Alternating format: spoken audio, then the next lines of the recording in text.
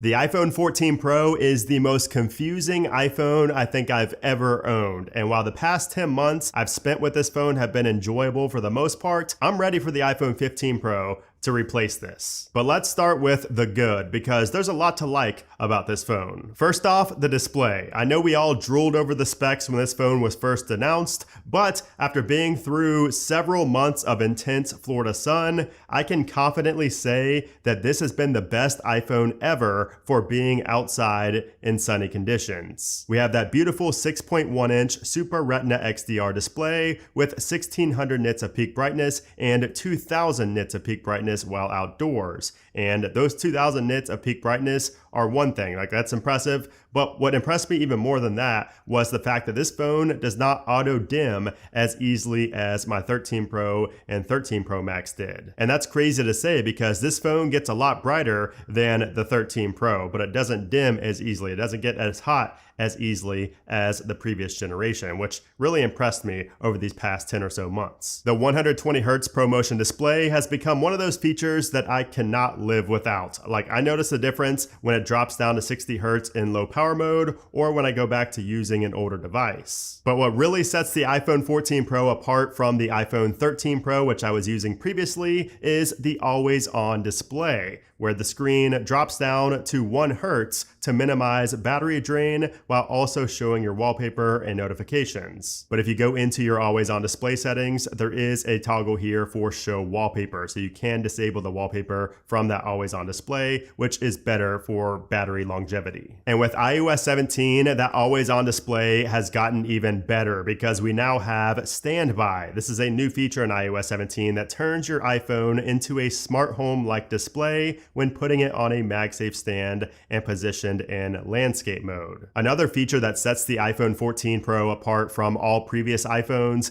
is the dynamic island. Do you guys remember when this feature was first announced and everybody clowned on it? Everybody was saying how it's useless. It's, why would you have that there? It's not innovative. So many bad comments about the dynamic island. I kind of questioned my own thinking of it. I thought it was cool at first, but everybody around me hated it. So I was like, what am I missing here? But after using this for, the past almost year now, I have to say the dynamic island is honestly one of my favorite features on the 14 Pro and Pro Max. It is awesome for so many reasons, and it's getting even better in iOS 17. And the best part about this is that it turns what used to be notifications into smooth animations popping out from that camera cutout. So I found it to be really useful with apps like FlyD to see where your gate is and how long you have until you're boarding, for apps like Uber or Uber Eats, so you can see how far away your driver is without having to go into the application, or even for following sports games. It's been useful, especially for MLB games that I might not have time to commit to watching the whole game. It's nice to have the score always up there no matter what application I'm in. And I mentioned that this got better in iOS 17, and the reason I said that is because a lot of other system-wide notifications have now been turned into animations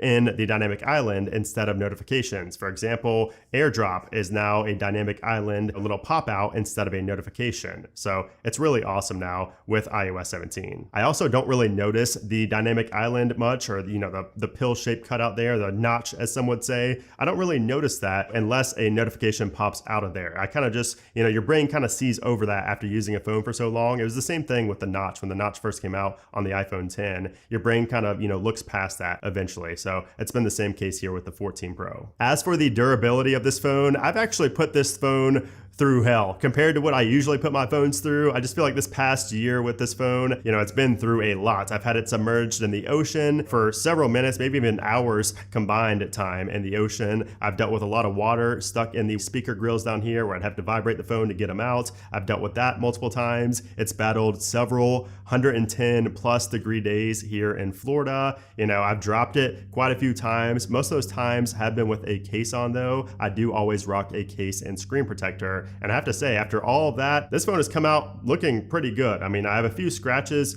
on the sides here where you see all the fingerprints as well with that stainless steel, but nothing bad. I don't have any cracks or noticeable scratches anywhere else, on the back or on the screen, because again, I do always have that screen protector on. But you can see down in those speaker grills, I do have quite a bit of, looks like lint buildup down there. So maybe I need to clean that, but that's really the only thing that makes this phone really look used and abused. And it doesn't really look abused, but that's the main thing you can see from a distance where you're like, okay, that thing's been used. And speaking of durability, we have to talk about the durability of the battery life, because that's where the confusion begins for me with this phone. I mean, battery life, if I recall correctly, for the first couple of months was great. I was used to a 13 Pro, which had a rundown battery, and the battery life was better on the 14 Pro. Great, everything was good for the first couple of months. But ever since then, it seems like we've been on a steady decline with the 14 Pro. And this is not just me, it's multiple other people's experience with the 14 Pro and Pro Max this year. It just seems like battery life has gotten much worse, much quicker than in previous years. Regardless of what software I'm running, I ran iOS 16 and now I'm running iOS 17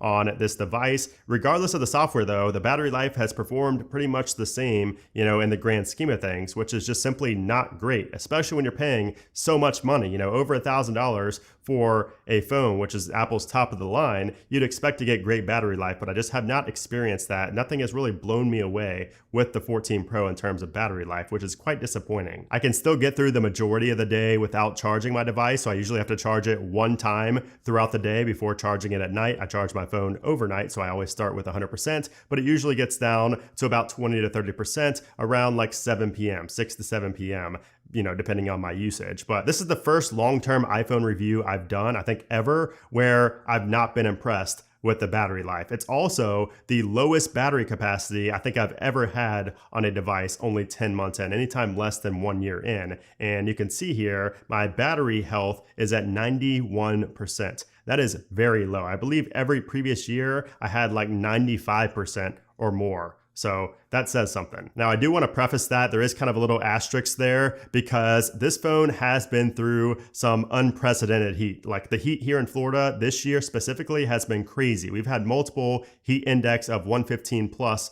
days here with the humidity and everything. That's intense for any lithium ion battery, but especially in your phone when you're using it and it's getting warm, plus that outside heat, that does impact the battery as well. So I do want to say that could be one reason why I have lower battery capacity this year. Now, as for the cameras on the iPhone 14 Pro, first off, look how huge these lenses are this year. Like I can tell in real life when somebody has a 14 or a 13 just from looking at the back of their phone, like while they're holding it, typing, or taking a picture. I can always tell because the lenses are just so large. The whole camera system is so large on the 14 Pro and Pro Max, which I personally love it. I think it looks awesome. Now, this iPhone 14 Pro is the first iPhone to have a 48 megapixel main lens, and it definitely shows, especially when you shoot in RAW, which is where you get that full 48 megapixel quality. And shooting in RAW is awesome. As long as you don't shoot everything in RAW and you have a high iCloud storage plan, you won't have an issue with storage. Although these files are very large, no matter the subject of the photo, no matter what you take. If you take a picture of the ground and it's in RAW, it's still going to be a large file size. I did also notice something interesting on the 14 Pro that I guess could be considered a con of the camera, but it's that you have to hold it back further from the subject. Like you have to hold the phone back a little bit further from the subject in order for it to focus properly. And this took me months to learn, especially because, with that macro mode, you're just used to getting really close on a subject since that ultra wide camera lens has autofocus. But it took a while to understand I have to back up further than I did on the 13 Pro series. And by the way, macro mode is just an awesome feature. I've used that ever since the iPhone 13 Pro came out,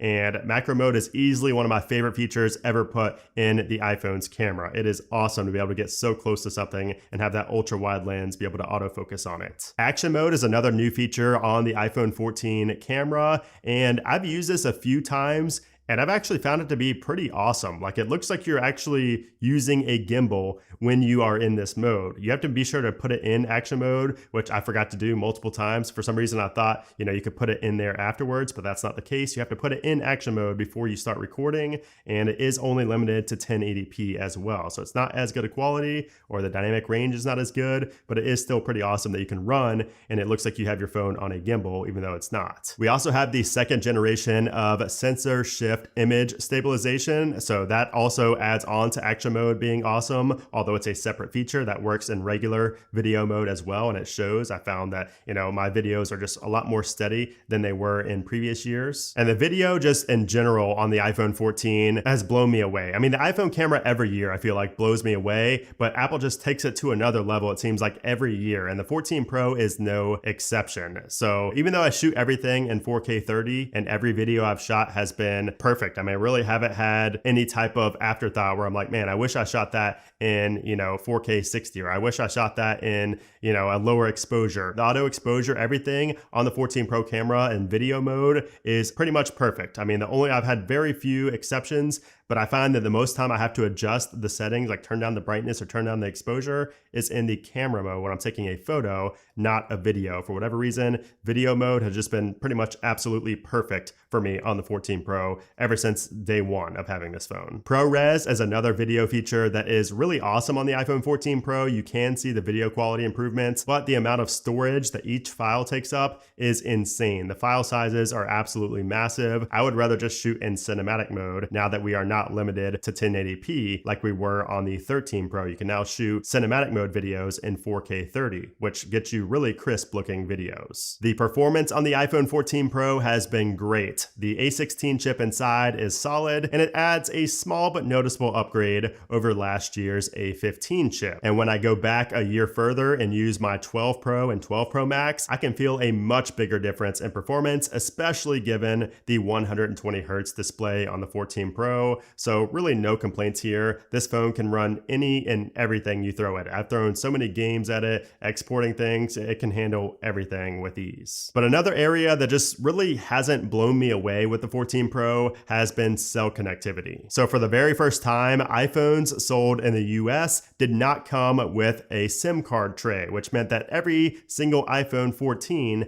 had to be activated via eSIM. And while my experience was fine and didn't take long, there have been several nightmare stories about Verizon, T-Mobile, and pretty much every other carrier taking forever to activate iPhone 14s and resolve eSIM related issues. Even as late as July 2023, I had a friend who had an iPhone 14 Plus crap out on him and he needed another one, and he called Verizon up and it took him like 4 hours in order to get eSIM set up on his new iPhone 14 Plus. He went from a 14 Plus to a new iPhone 14 Plus, and it took forever to get that eSIM transferred over. That just should not be happening. So if you can avoid the eSIM headache, you're not going to really have major issues with cell connectivity. Like I said, cell connectivity has been fine. It just hasn't blown me away on the iPhone 14 Pro. I mean, I just feel like at this point, you would think 5G would have matured a lot more in the past couple of years than it has. The 5G towers are still far and few between. I'm still not getting 5G,